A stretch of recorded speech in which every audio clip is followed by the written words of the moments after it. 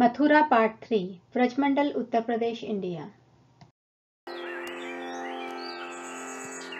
Now I will explain the pastimes of the Supreme Personality of Godhead, Lord Krishna, and how he enjoyed in Mathura and how he killed the demon Kamsa. One day, inspired by Lord Krishna in Sri Narada Muni's heart, Sri Narada Muni went to Mathura city to see it and to arrange for Lord Krishna's pastime of killing many demons. After Kamsa had worshipped Sri Narada Muni, and as, fanned with beautiful kamaras, Kamsa sat on a white parasol throne stolen from Indra. Sri Narada Muni spoke to Kamsa, who was poisonous like a snake. Sri Narada Muni said, "The girl who fled to heaven from your hand was actually the daughter of Yashoda. Devaki actually had a son, Krishna, and Rohini also had a son, Balrama. O king of the demons, afraid of what you might do to them, Vasudeva placed his sons, Krishna and Balrama, who are your enemies, under the care of his friend Nanda Maharaja. In the forest these two boys killed the host of very powerful demons, beginning with Putana and ending with Arishta, whom you sent. Those two boys are like death personified." When he heard these words, Kamsa trembled with anger. He grabbed a sharp sword to kill Vasudeva in the royal assembly. When Sri Narada Muni forbade him to do that, with great chains he tightly bound Vasudeva and his wife, and locked them in a prison cell. When Sri Narada Muni was gone, Kamsa sent the great demon Kasi to kill Krishna and Balrama. Calling together his many servants, headed by Kanura and his elephant trainer, Kamsa spoke to them the following words. Kamsa said, "O Kuta, O Tashala, O powerful Kanura, Narada Muni has revealed to me that Krishna and Balrama are destined to kill me. When they come here you should kill them in the wrestling games. In this way you will bring auspiciousness to our wrestling arena. O elephant trainer, place the enraged elephant, Kuvlapida, at the gateway and it will kill my two enemies. O people, to ensure that there is peace in our land, on the 14th day of the moon we will celebrate a Dana Yajna ritual. Then, on the new moon day we will celebrate a festival of wrestling matches." After speaking these words to his people, Kamsa called for Akrura and in private, gave a counsel that pleased Akrura, the wisest of counselors. Kamsa said, "O counselor, O best of the generous, please hear my noble words. In the morning you should go to Nanda's Vraja. O noble-hearted one, then you should execute the mission I give to you. My two enemies, the sons of Vasudeva, had gone there. Devarshi Narada revealed that to me, on pretext of bringing them to see Mathura city bring, accompanied by King Nanda and the Gopas bearing gifts, the two of them to me at once. I will have the two boys killed, either by the elephant Kuvlapida, or by the great wrestlers, and then I will kill Vasudeva's friend Nanda Maharaja. Then I will kill King Vripanyu, and then the 9 Nandas and Upanandas, and then Vasudeva, and then Vasudeva's friend Devaka. Then I will kill my old father, who still yearns to rule his kingdom, and then I will kill all the Yadavas. Of this there is no doubt. O counselor, all the demigods are now born on the earth. Still, Shakuni, the powerful king of Kanravati, is my great friend. Budasantapana, Krishta, Vrika, Shambhara, Kalanabha, Mahanabha, and Harishmashru are also my friends. They are all my friends. They would give up their lives for my sake. Jarasandha is my father-in-law. Dvita is also my friend. Banajara and Narakajura are also my friends. My friends will conquer all the worlds. They will put Indra and the demigods in chains. They will imprison the heavenly treasurer Kubja in a cave on Mount Meru. They will rule the 3 worlds. Of this there is no doubt. You are the wisest of wise men. In this world you are eloquent like Brihaspati. O generous one, please execute this mission at once." Sri Akrura said, "O king of the Yadavas, you have a great ocean of desires. If destiny wishes, you will cross that ocean as one crosses the puddle in a cow's hoofprint. If destiny does not wish, your desires will remain an impassable ocean." Kamsa said, "A strong man rejects destiny. He makes his own destiny. only the weak lean on destiny. Protected by the power of his own work, a strong man is never troubled by eternal time and the eternal super-soul. After speaking these words to his counselor, agitated Kamsa stood up, left the room, and slowly walked to the inner rooms of the palace. Happy to execute King Kamsa's mission, Akrura climbed on a chariot and went to Nanda's Gokula. As he traveled on the road, noble-hearted Akrura meditated on Sri Krishna, the Supreme Personality of Godhead. He was filled with devotion for the Lord. Sri Akrura said, "How many pious deeds did I perform in the sacred land of Bharatavarsha? What unselfish charity did I give? How many great yajnas did I perform? How many pilgrimages did I make? How many brahmanas did I diligently serve? What did I do that today I will be able to see Lord Krishna, the Supreme Personality of Godhead? What great austerities did I perform in my previous births? What saintly devotees did I earnestly serve? What did I do that today I will become able to see Lord Krishna, who is so difficult to see? My birth on this earth has now borne its perfect fruit, for the Supreme Personality of Godhead, the Master of the demigods, will come before my eyes. When I see him, the Lord who is so difficult to see, my life will attain the greatest success." Thinking of Krishna in this way, and seeing a very auspicious omen, at sunset Akrura entered Gokula. Then in the dust he saw Lord Krishna's lotus footprints marked with the signs of a barley corn and elephant goad and sprinkled with kunkuma powder. Shedding tears, and overcome with bliss, love, great yearning to see the Lord, Akrura jumped from the chariot and rolled about in those footprints. Riding on his chariot, in a moment Akrura entered Nanda's village and saw Krishna and Balrama approaching him. Seeing on the pathway the two ancient supreme persons, their eyes lotus flowers, their complexion fair and dark like a sapphire flag and a diamond mountain, wearing crowns like the rising sun and garments splendid as lightning and autumn clouds, Akrura, overcome with love, jumped from his chariot and fell down before them to offer his respects. Gazing at Akrura's face and seeing his eyes filled with tears and the hairs of his body erect with joy, Lord Krishna, overcome with feelings of compassion, and shedding tears himself, picked Akrura up and with both arms embraced his devotee. Krishna and Balrama offered him a comfortable seat, welcomed him with eloquent words, and offered their guest a delicious meal. Nanda embraced Akrura with both arms and said, "You are kind to others. How can you live in the kingdom of Kamsa, who killed the sons of his own sister?" When Nanda had gone, Krishna asked about the welfare of his father and his kinsmen, the Yadavas, and about the wicked deeds of Kamsa. Sri Akrura said, "The day before yesterday Kamsa, sword in hand, was about to kill Vasudeva until Narada Muni stopped him. O Lord, unhappy and terrified of Kamsa, your kinsmen, the Yadavas, have fled with their families to other countries. Now the powerful demon King Kamsa wants to kill the Yadavas, conquer the demigods, and perform more atrocities on this earth. Therefore you two lords should go there and bring eternal auspiciousness to your devotees. O my lords, no one but you can bring auspiciousness to your devotees." After hearing Akrura's words, and after conferring with Balrama and King Nanda, Lord Krishna addressed the Gopas, who were eager to follow his command. The Supreme Personality of Godhead said, "King Nanda, Balrama, the 9 Nandas and Upanandas, the 6 Vrishabhanas, and all the adult Gopas will rise early tomorrow morning and, taking gifts of milk, yogurt, ghee, and other milk products, will go to Mathura city. These gifts should now be placed on all the chariots and wagons."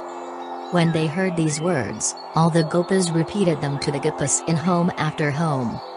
Agitated at heart to hear these words, and fearing a separation from Lord Krishna, in home after home all the Gopas talked among themselves, the news that Lord Krishna, the Supreme Personality of Godhead, would go on a journey, also entered the home of King Vrishabhanu.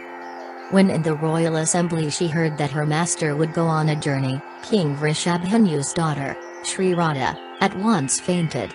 She was like a banana tree struck by a great wind, Some gopis became very upset. In their homes they called out, "O Shri Krishna! O Govinda! O Hari!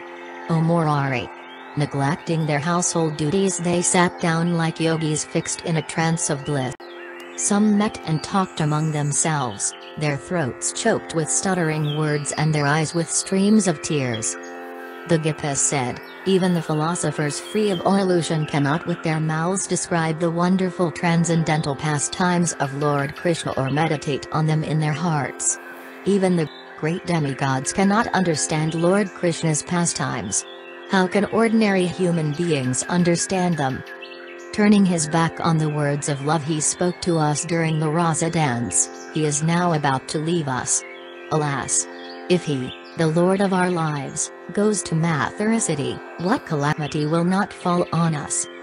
Aware of the anguish felt by the gopis that spoke these words, the Supreme Personality of Godhead quickly went to their homes. Expanding into as many forms as there were gopis, Lord Krishna spoke words of instruction to each gopi individually.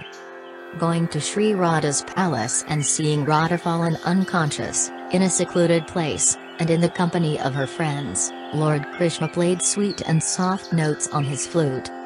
When she heard the flute music, Radha became conscious again. Agitated, she opened her eyes and saw that Lord Krishna had come. She gazed at him as a lotus flower gazes at the sun. Approaching him, she respectfully offered him a seat. Gazing at poor, weeping, lotus-eyed Radha, her face filled with tears, the Supreme Personality of Godhead spoke with words deep as thunder. The Supreme Personality of Godhead said, "Why are you unhappy, beautiful one? O Radha, please don't cry. Are you unhappy because you heard that I want to go away? To remove the earth's burden and to kill the demons headed by Kamsa, on Brahma's request I have taken birth here with you as my companion. I will go to Mathura and remove the earth's burden. Then I will quickly return here and make you happy." Then, filled with love, trembling, and her bodily hairs erect, Radha, who was like a flowering vine caught fire in a conflagration of anxiety about their separation, spoke to her master, Lord Krishna, the Supreme Personality of Godhead. Sri Radha said, "Go to the city to remove the earth's burden. But please hear the vow I make. O Master of my life, while you are gone I will not keep this body alive. If you do not believe I will keep this vow, I say it for a second time, the anxious breath that appears on these lips will be extinguished like a speck of camphor devoured by a flame." The Supreme Personality of Godhead said, "I can break my own vow, but I have no power to break the vow of my devotees. Because of a quarrel in Goloka, Shratama cursed you to be separated from me. You must be separated from me for 100 years. Of this there is no doubt. Beautiful one, don't cry. O Radha, remember me always as your lover. Month after month you will still see me, even though we are separated." Sri Radha said, "If every month you do not return to let me see you I will grieve and give up my life.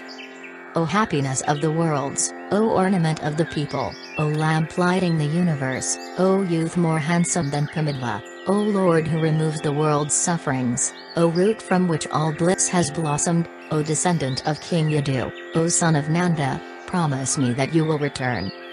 The Supreme Personality of Godhead said, "O girl with thighs graceful as banana trees, every month I will return.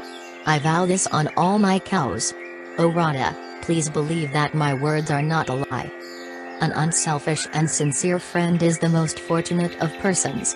Fie on one who is only an actor pretending to be a friend." Philosophers that still desire the objects of the material senses cannot at all understand the great secret of renunciation, a secret untouched by the three modes of nature. Saintly devotees, who control their senses and see everyone equally, know the great happiness of renunciation. They taste me with their tongues and they directly experience me with their other senses. O beautiful one, they love me with all their hearts. The living entities should love me. In this world nothing is equal to love for me. O Radha, as in the past I fulfilled your desires in Bandiyarvana forest, so in the future I will fulfill them again. The saintly devotees love me selflessly. They stand on the spiritual platform, above the three modes of material nature. They who know that as milk and its quality of whiteness cannot be separated, so there is no difference between you, Radha, and me, Krishna, are my selfless devotees. They go to my transcendental abode. They who see a difference between you, Radha, and me, Krishna, are fools. O girl with thighs graceful as banana trees, they fall into the line of time and suffer there for as long as the sun and the moon shine in the sky. After thus comforting Radha and the gopis, the Lord, who is the wisest of philosophers, returned to Nanda's palace. The next morning at sunrise Nanda and all the gopas put their offerings in many wagons, themselves climbed onto many chariots, and went to Mathura. Akrura climbed on his chariot and with Krishna and Balrama went to see Mathura. Angry and bewildered, millions and millions of gopis stood on every path, staring at the Lord's departure. Calling out, "Cruel! Cruel!" They jeered Akrura. As clouds block the sun god's chariot, they blocked every path, anguished by their imminent separation from the Lord. With sticks the gopis whipped Akrura's chariot, horses, and chariot driver. The whipped horses suddenly bolted, running here and there. Pushed by two gopi fingers, the charioteer fell from the chariot. Throwing their shyness far away, they dragged Akrura from the chariot and beat him with their bracelets as Krishna and Balrama passively looked on. Seeing how strong the gopis were, Lord Krishna and Balrama interceded on Akrura's behalf and protected him. Lord Krishna said to the gopis, "Girls, don't cry. At sunset I will return. The people of Vraja should not trouble Akrura." After speaking these words, Lord Krishna, accompanied by Balrama and Akrura, journeyed in the chariot pulled by many fast and handsome horses to the great city Mathura, which had the Yadavas as its splendid decoration. As long as the chariot, its flag, or the cloud of dust the running horses made could be seen, the stunned gopis stood like painted pictures on the path. Then, remembering Lord Krishna's words, they became hopeful. Accompanied by Balrama and Akrura, Krishna went to Mathura's gardens by the Yamuna's shore, drank some water, and returned to the chariot. After taking permission from Krishna and Balrama, Akrura went to the Yamuna and entered the water to take his regular bath. In the deep and turbulent water Akrura saw Krishna and Balrama conversing. When he looked and saw them both sitting on the chariot, Akrura was very surprised. He looked again into the water and saw Ananta Shesha coiled again and again. On Shesha's lap he saw Vrindavana forest, the Yamuna, Govardhana hill, and the transcendental realm of Goloka, which is worshipped by all the worlds. On Shesha's lap Akrura also saw Lord Krishna, the perfect Supreme Personality of Godhead, glorious as countless millions of suns, and more handsome than millions of Kamavas, standing with Radha in the Rasa dance circle. Aware that Sri Krishna is the Supreme Personality of Godhead, Akrura bowed down again and again and again. Filled with joy, he folded his hands and spoke many prayers. Sri Akrura said, "Obeisances to Sri Krishna Kandra, the perfect Supreme Personality of Godhead. Obeisances to Sri Krishna, the Master of numberless universes, the Master of Goloka. Obeisances to you, the Master of Radha and the King of Vraja. Obeisances to you, the son of Nanda and Yashoda. O son of Devaki and Vasudeva, O Govinda, O best of the Yadavas, O Master of the universes, O Supreme Personality of Godhead, please protect me. May my words always describe your transcendental qualities, my ears always hear descriptions of you, my arms always work for you, my mind always think of your lotus feet, and my eyes always see the splendid glory of your transcendental form." As astonished Akrura was speaking these prayers, the Supreme Lord Krishna in his transcendental realm suddenly disappeared. Bowing down, finishing his regular duties, and now acutely aware of Lord Krishna's divinity, astonished Akrura returned to the chariot. driving a chariot that rumbled like thunder and went as fast as the wind. At the day's end, Akrura took Krishna and Balrama to the gardens outside Mathura. When he saw Nanda there in Mathura's gardens, Lord Krishna smiled and spoke to Akrura with words like thunder. The Supreme Personality of Godhead said, "Humble Akrura, please take your chariot inside Mathura city. Accompanied by the Gopas, I will enter the city later." Shri Akrura said, "O Master of the Gods, O Master of the Universes, O Govinda, O Supreme Person, taking with you your elder brother and your Gopa friends, please agree to visit my home.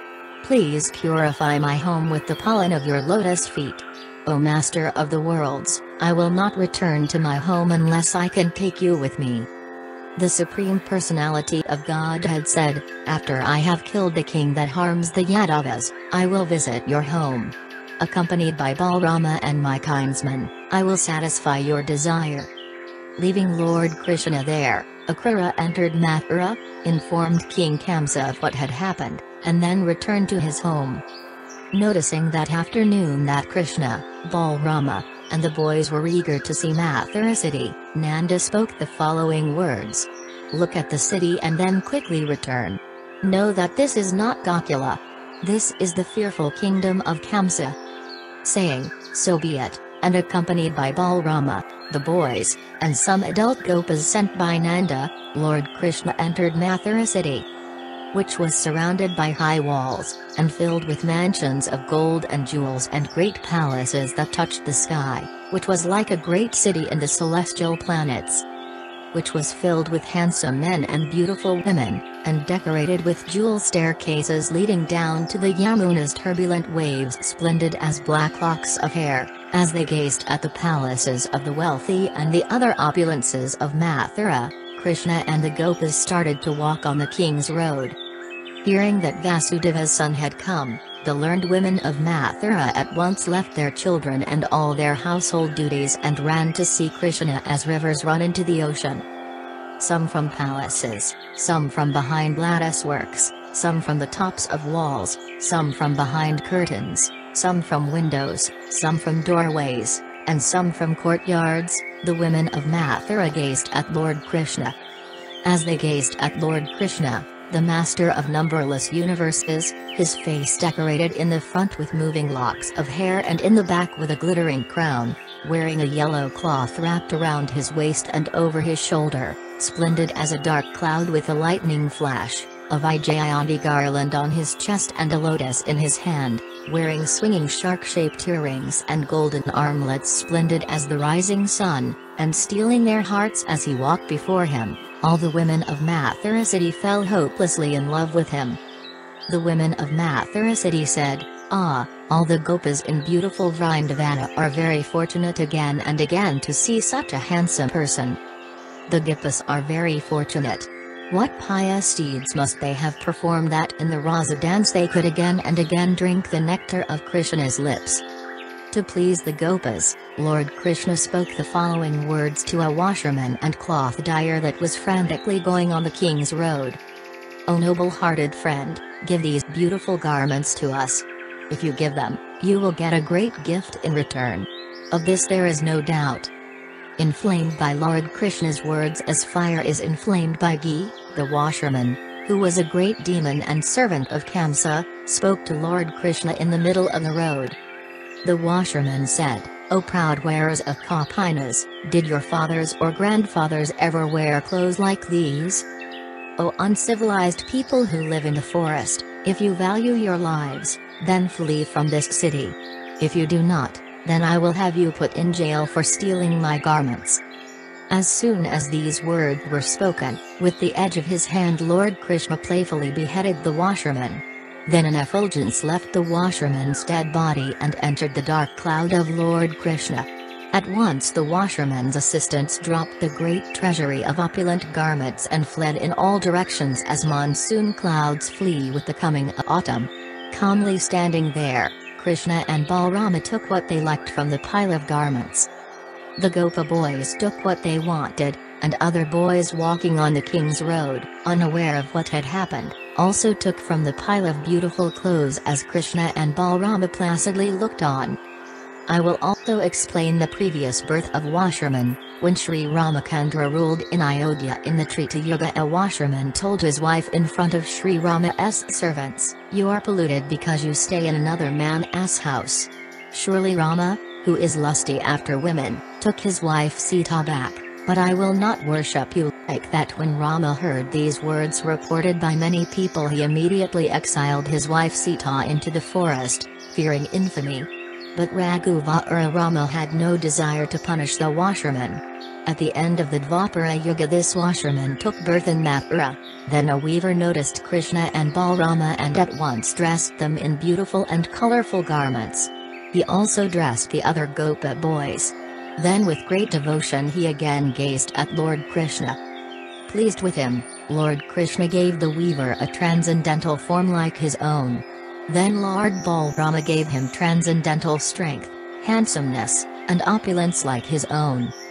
I will also explain the previous birth of weaver. In the Treta Yuga there was a weaver in Mandal, who, on the order of King Janaka, weaved the clothes of Sri Rama and Lakshmana for the occasion of Sri Ramachandra's wedding.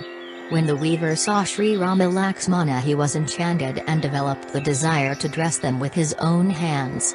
Sri Ramachandra, who is omniscient, mentally blessed him that, at the end of Dvapara Yuga, your desires will be fulfilled. For this reason he took his birth in Mathura at the end of Dvapara Yuga. Then, accompanied by Balrama and the Gopas, Sri Krishna, the son of Nanda, went to the florist Sudama's home. When he saw Krishna and Balrama, Sudama at once stood up and then bowed down with folded hands. Placing them on a flower throne, he stuttered words choked with emotion. Sri Sudama said, "O Lord, now that you have come, my family, my home, and my birth in this world have all become blessed. I think 7 generations of ancestors in the families of my father, mother, and wife have now gone to Vaikuntha.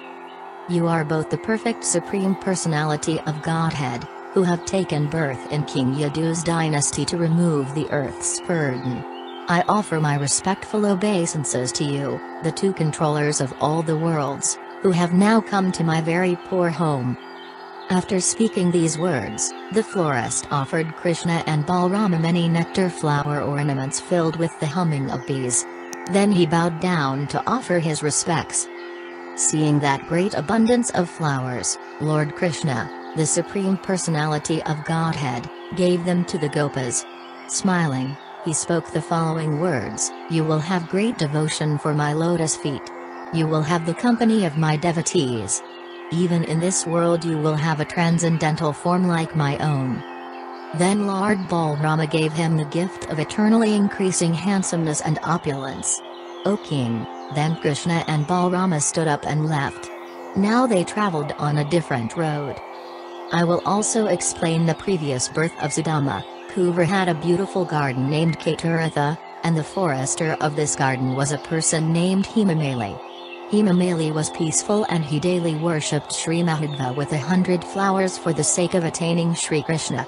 Being pleased with the puja, Sri Madhva blessed him, saying, "In the Dvapara Yuga you will take birth in Bharata, India, in Mathura, and your desires will be fulfilled." Then Lord Krishna posed a question to a young, beautiful, and lotus-eyed hunchback girl carrying a cup of sandal paste as she walked on the road.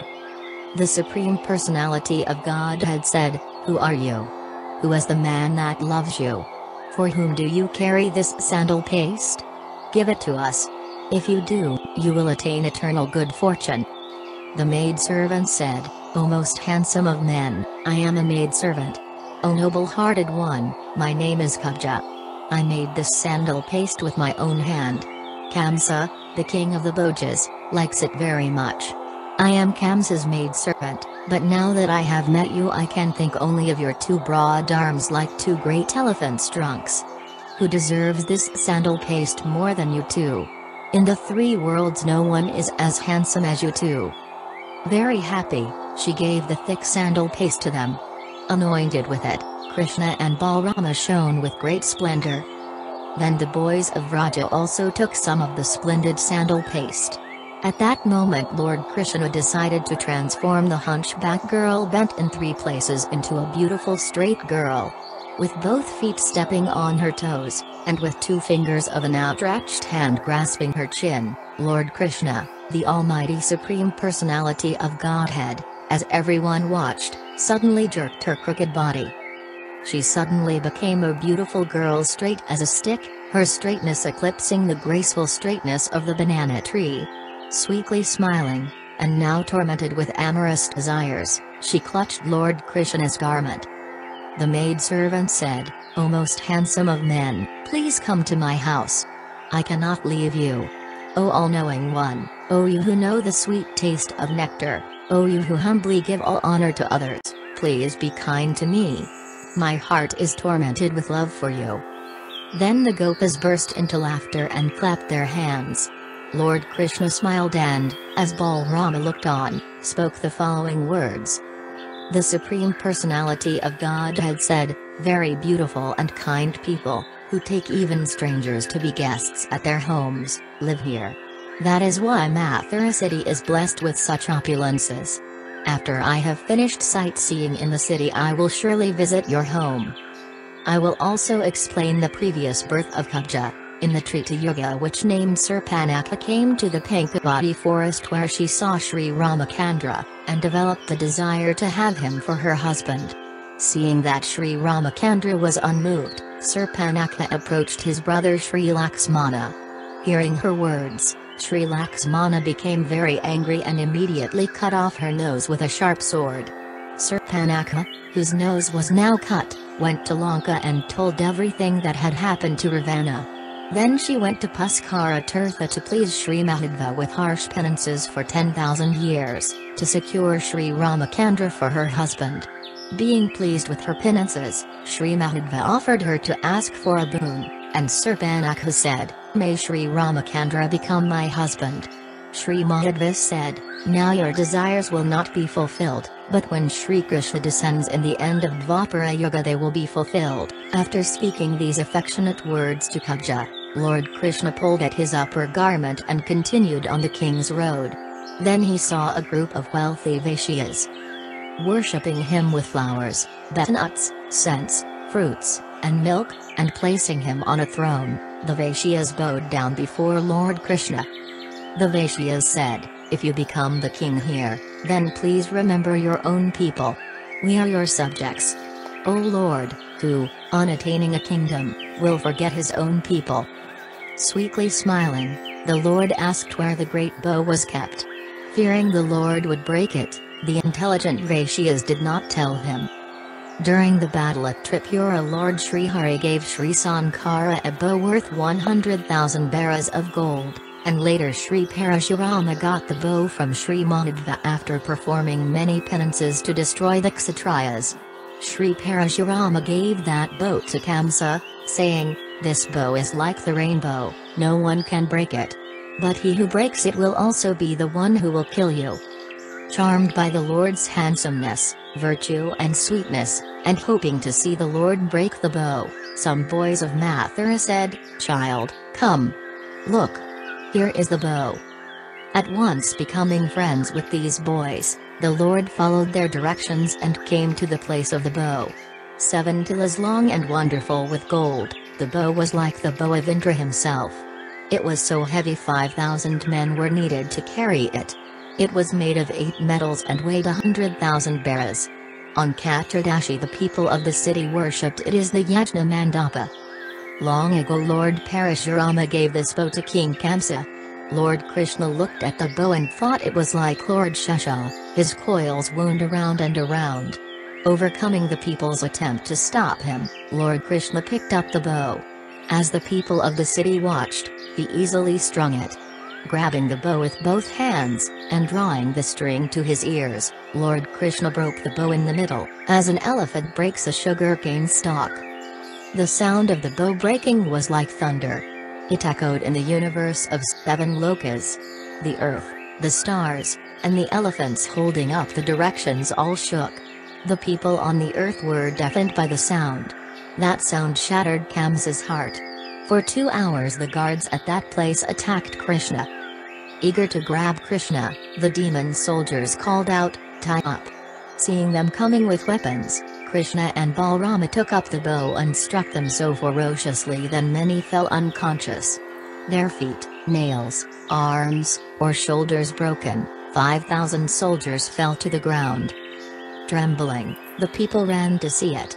There was a great uproar in the city. The people were very afraid.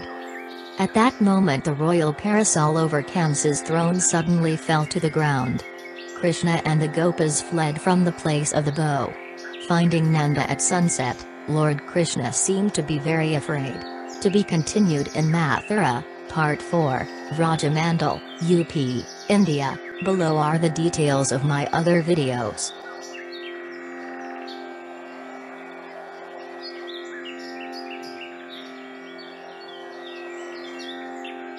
All glories to Srila Prabhupada. All glories to Sri Sri Guru and Sri Sri Gauranga.